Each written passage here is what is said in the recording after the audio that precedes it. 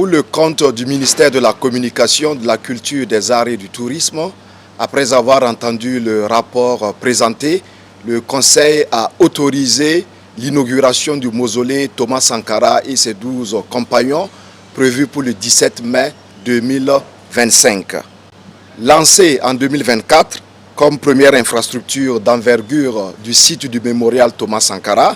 le mausolée Thomas Sankara et ses 12 compagnons sera donc inauguré le samedi 17 mai 2025 à Ouagadougou. Le choix de la date du 17 mai fait référence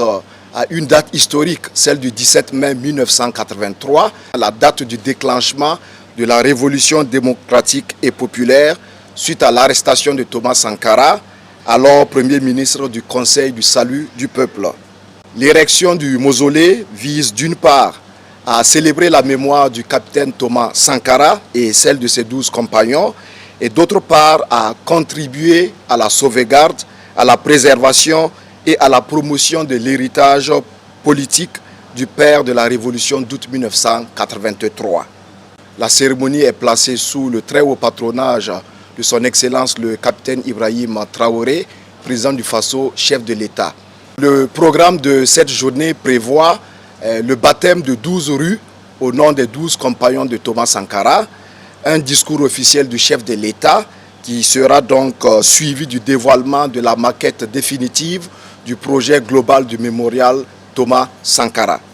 Nous allons assister également à l'ouverture officielle du mausolée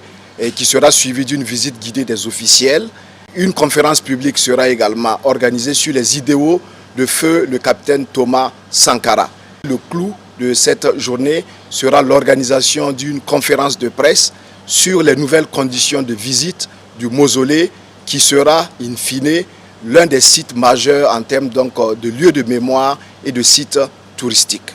Plusieurs personnalités sont attendues à cette cérémonie et ces personnalités se joindront aux membres des familles de Thomas Sankara et des 12 compagnons et également les autorités du Burkina Faso et bien entendu le peuple burkinabé. Le Conseil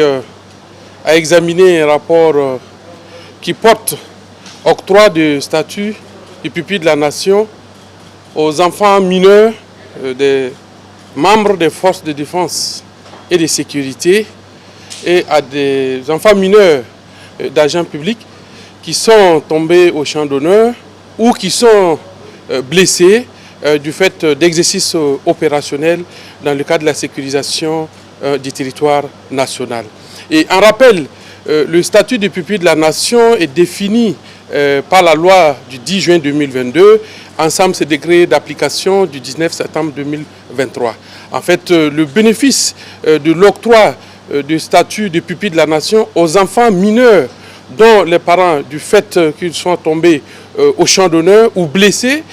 ce qui les empêche bien entendu de faire face à leurs obligations et charges familiales. Donc l'octroi du statut de pupille de la nation conformément aux dispositions de la loi du 10 juin 2022 et de son décret d'application du 19 septembre 2023 permet aux bénéficiaires la gratuité, bien entendu, des soins de santé et de scolarité, un soutien matériel et financier et bien entendu un soutien psychosocial. Donc le Conseil a bien entendu analysé et adopté ces décrets qui a porté l'octroi du statut de pupille de la nation à 158 enfants mineurs, des membres des forces armées, des forces de sécurité intérieure et à d'autres agents, bien entendu, de la fonction publique. Le deuxième rapport était relatif à la naturalisation de 112 personnes qui ont fait la demande d'acquérir la nationalité burkinabé et qui sont de 16 nationalités différentes. Bien entendu, comme le prévoit la loi, le code des personnels de la famille, il y a deux modalités qui se scindent en plusieurs autres modalités pour acquérir la nationalité burkinabé. Il y a bien entendu l'attribution